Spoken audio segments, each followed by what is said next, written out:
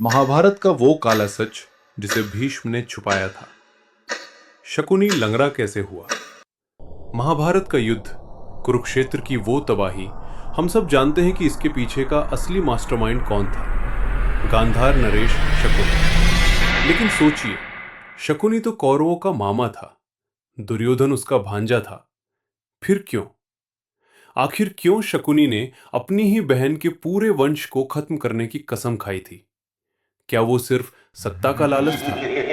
नहीं, इसके पीछे एक ऐसा काला सच है, एक ऐसा दर्दनाक इतिहास है जो हस्तिनापुर की काल कोठरी में दफन कर दिया गया था।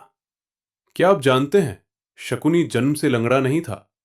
उसका पैर तोड़ा गया था और उसके वो पासे, वो हाथी दांत के नहीं, बल्कि उसके पिता की हड्डियों के बने थे। आज के वीडियो में हम पर्दा उठाएंगे उस खौफनाक साजिश से जिसने शकुनी को शकुनी बनाया। कहानी शुरू होती है गांधार देश से। जब गांधारी का जन्म हुआ तो ज्योतिषियों ने एक भयानक भविष्यवाणी की।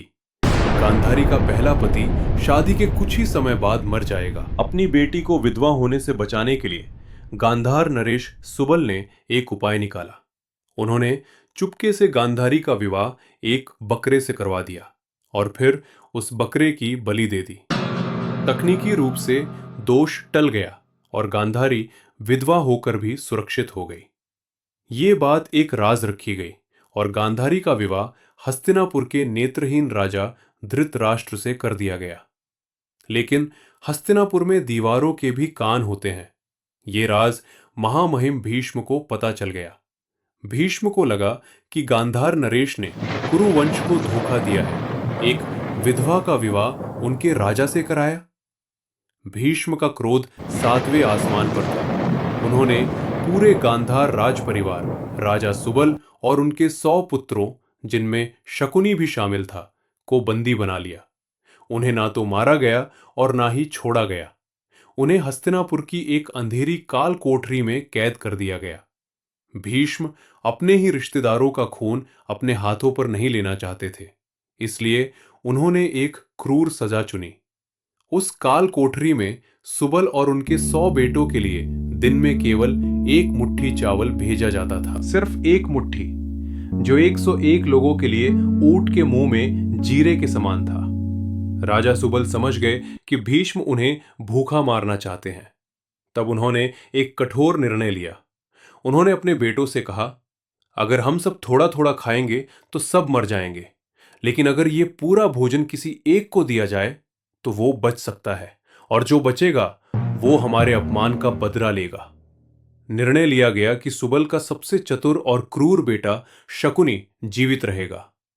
एक एक करके शकुनी की आंखों के सामने उसके 99 भाई भूख से तड़प तड़प कर मर गए। शकुनी हर रोज अपने भाइयों की लाशों के बीच बैठकर वो चावल खाता रहा, ताकि वो जिंदा रह सके, ताकि वो बदला ले सके।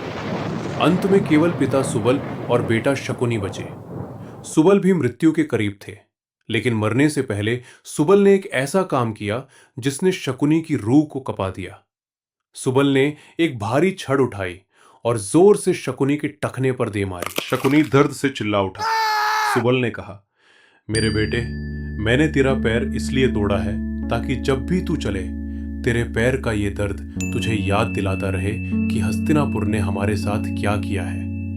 तेरा ये लंगड़ापन तुझे कभी चैन से बैठने नहीं देगा। और मरने से पहले सुबल ने शकुनी को आखिरी आदेश दिया, मेरी मृत्यु के बाद मेरी उंगलियों की हड्डियों से पासे बनवाना। इन पासों में मेरा क्रोध और मेरी आत्मा होगी। ये पासे वही अंक लाएंगे जो तुम चाहोगे। शकुनी जेल से बाहर तो आया, लेकिन वो अब गांधार का राजकुमार नहीं था। वो बदले की आग में जलता हुआ एक ऐसा हथियार बन चुका था जिसने कुरु वंश की जड़ें खोद दी। उसका हर षड्यंत्र, लाक्षागृह से लेकर द्रौपदी चीरहरण तक, उसी काल कोठरी में मरे उसके भाइयों और पिता की चीखों का परिणाम था। तो दोस्तों, ये थी कहानी कि क्यों शकुनी लंगड़ा था और क्यों उसके पासे कभी हारते नहीं थे। आपको क्या लगता है, क्या शकुनी का बदला जायज था, या उसने जो किया वो अधर्म था? नीचे कमेंट्स में जरूर बताएं। ऐसे ही अनसुने किस्सों